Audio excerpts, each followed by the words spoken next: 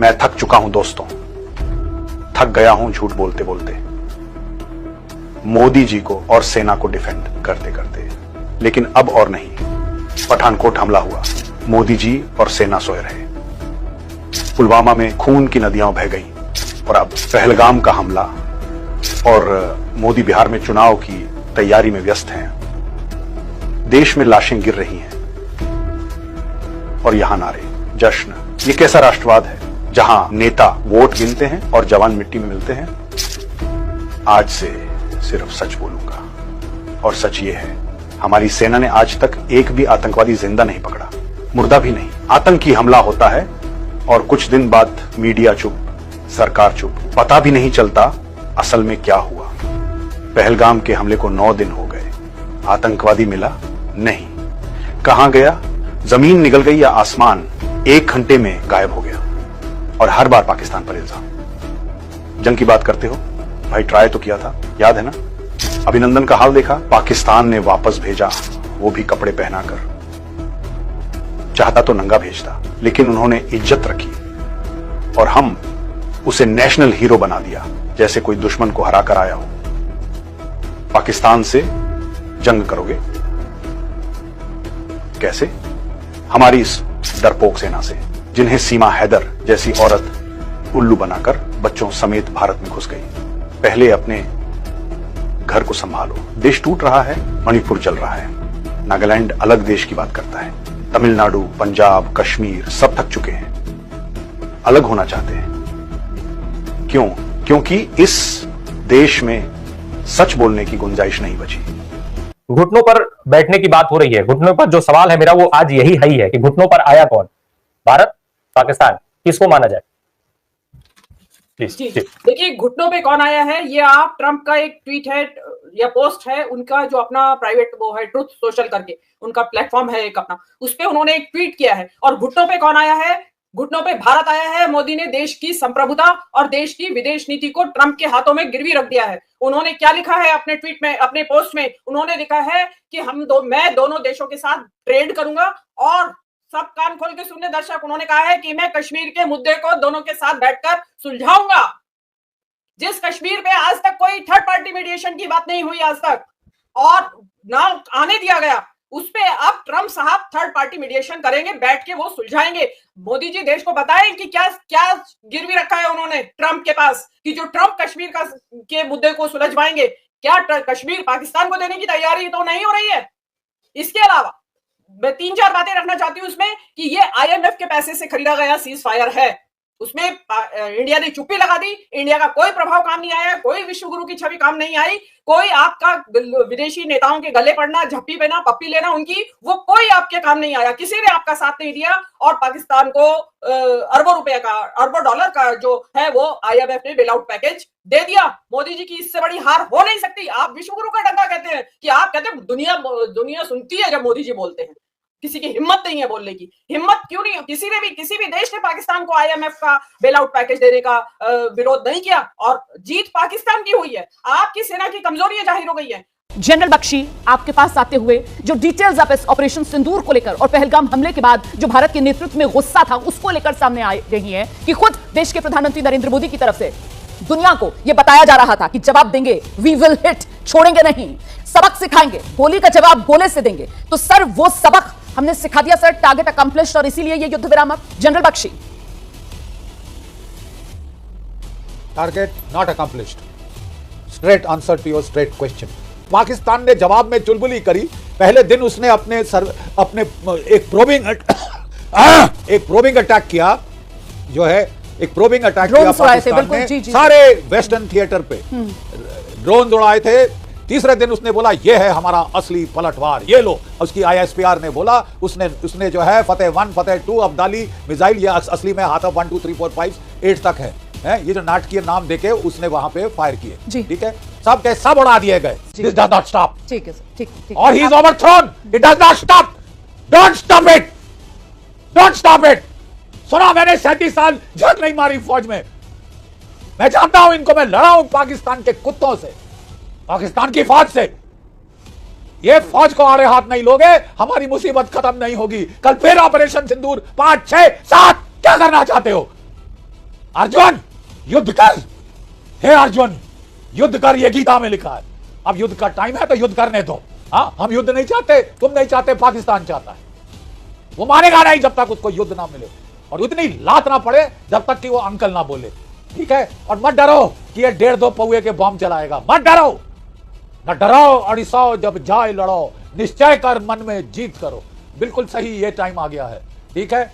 You want to de-escalate, then escalate. सही, Escalate to de-escalate. ठीक। Take him to the level that he wants to go. ठीक। For God's sake, सुन लो फौजियों की। मुझे बड़ा दुख होता है जब इस देश में हर कोई, पता नहीं कितने सारे लोग हमारी आर्मी को सिखा रहे हैं how to fight, air force how to fly, navy how to swim. Don't teach us, we know what to do. And to my comrades I say, boys, fight the way you were taught. Don't put brakes on. Let somebody else put the brakes. You don't put the brakes on. You don't put the brakes on. You let our top echelons put the brake on. Sir दिल You से सलाम, understand? Sir दिल से सलाम। Don't give a आपके wrong इस- message to Pakistan. दिल से सलाम है सर वो- आपके इस जज्बे को। वो और अपने जो झंडे भी लेके लंदन में हिंदुस्तानी जश्न इस मना वक्त रहे हैं। आपको सुन रहा होगा सर। पब्लिक के कुछ सवाल भी हैं, इनके जवाब भी लेते हैं गौरव आर्या से। मोहित सिंह का दिल्ली से सवाल है, भारत ने यह तो दिखा दिया कि जब बात संप्रभुता और आतंक के खिलाफ लड़ाई की आती है तो भारत प्रतिबद्ध है, लेकिन क्या पाकिस्तान बाज आएगा?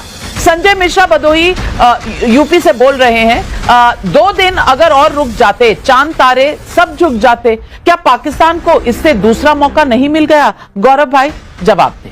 नाविका जी, मैं आपको बताता हूं कि ये बात कि हमारा एयर डिफेंस बेहतर है और पाकिस्तान को एक्सपोज कर दिया, ये तो एज अ फौजी मुझे भी पता है, मेरे सीनियर बैठे हैं उनको भी पता है। ये नई बात थोड़ा है, हमें पता है कन्वेंशनल सुपीरियरिटी जो हमारी है वो पाकिस्तान से 5 गुना बड़ी है।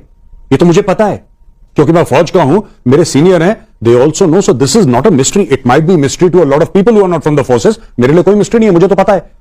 This is the Indian army that we are talking about. ये तो ठोक ठोक तक काट काट के टुकड़े कर देंगे। प्रॉब्लम पता है क्या है? हम लोगों के साथ सबसे बड़ी प्रॉब्लम भारत में हमें शत्रुबोध नहीं है। We don't understand who the enemy is, and that is our biggest problem. And I take 30 seconds and tell you why. Right? आपको लगता है जो भी कह रहा है, मैं कह रहा हूं मेरे सारे panelist all very well respected, अगर किसी को ऐसा लगता है कि आपने पाकिस्तान को परमानेंट डैमेज करा है, you are very sadly mistaken. आपने बिल्डिंगें तोड़ी हैं, आपने आतंकवादियों को मारा है।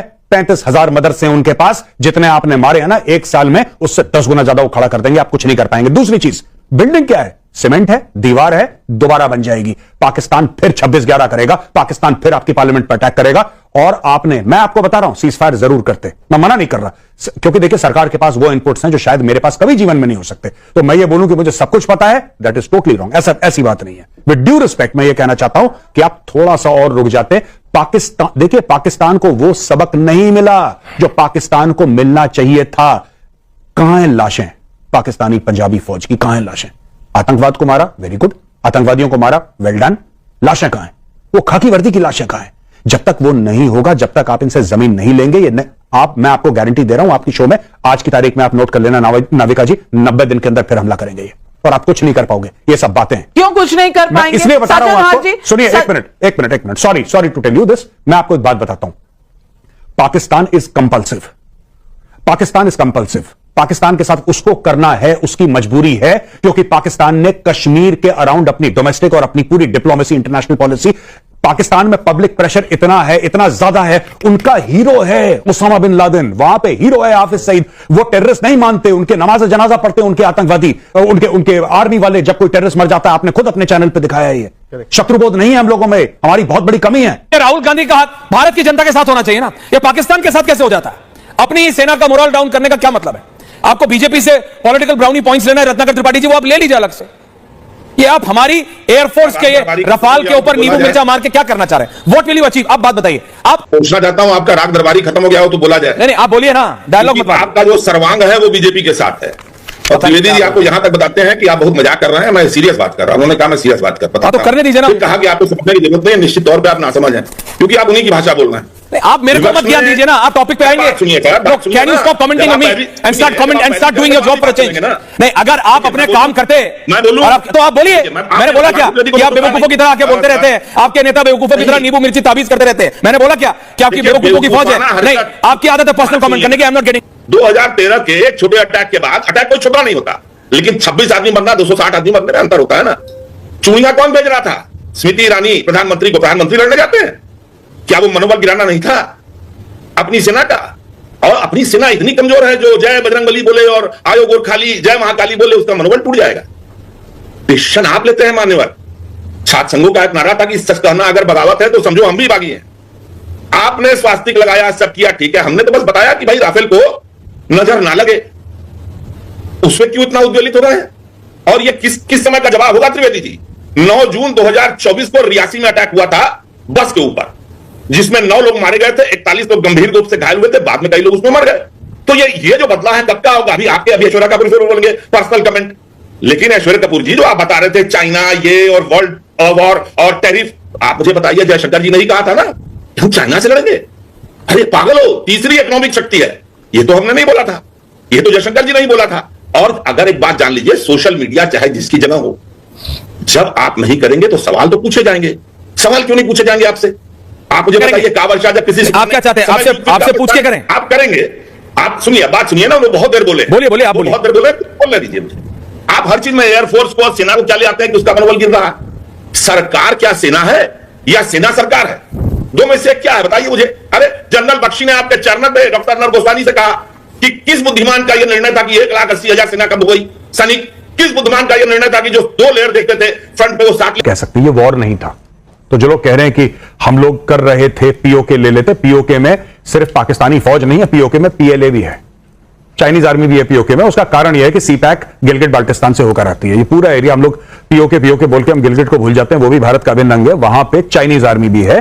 पहली बात तो ये मैं आपको बता दूं, वो भी होगा, लेकिन उसके लिए आपको बहुत तैयारी चाहिए। ये 10, 12, 13 दिन की तैयारी में, ये देखिए ना, बात यह है कि इनको समझ नहीं है या फिर ये सरकार को घेरे हैं, इनका काम है। मैं तो पॉलिटिशियन नहीं हूं, मैं कोई किसी कांग्रेस बीजेपी का तो नहीं हूं, तो मुझे इनका कोई आइडिया नहीं है क्या बोलते हैं, क्यों बोलते हैं। पर जो वो कौन से आम आदमी पार्टी के थे, आई थिंक कोई लीडर थे, जी माफ कीजिएगा, वो कह रहे थे, मुझे लगता है थोड़ी सी बात इलॉजिकल है, वो चढ़ाने वाली बात है कि अरे हम पीओके, ऐसे थोड़ा ना होता है, ऐसे थोड़ा ना होता है। वहां पे आपके हजारों लाखों सैनिक फंस जाएंगे। ये बोलना दिल्ली में बैठ के एसी में बड़ा आसान है, हो सकता है, लेकिन अभी वो मौका नहीं है।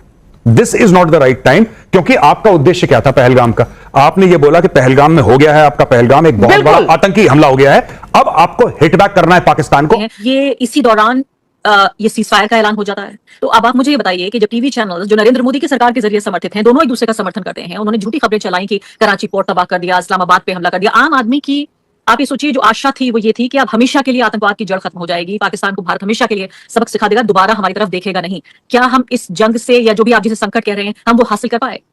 जी, हम कुछ भी हासिल नहीं कर पाए हैं। और हुआ क्या है, जो हमारी स्टैंडिंग थी, इंटरनेशनल स्टैंडिंग थी, मेरी असेसमेंट में वो भी गिर गई है। और उसका कारण ये है, पूरी दुनिया देख रही है। जी हाँ, आपने वीडियो के अंदर देखा, मेजर गौरियो आर्या का कहना है कि मैं झूठ बोल कर थक गया हूँ। पहलगाम हमला जो भी मोदी खुद हमले करवा कर पाकिस्तान पर इल्ज़ाम लगा देता है, आज भारतीय मीडिया ने साबित कर दिया, झूठ बेनकाब कर दिया, मोदी का झूठ सामने ले आए। मज़ीद इस तरह की रिएक्शन वीडियो देखनी है तो हमारे चैनल को सब्सक्राइब कर लें। वीडियो पसंद आई हो तो वीडियो को लाइक और दोस्तों के साथ शेयर ज़रूर कर लें।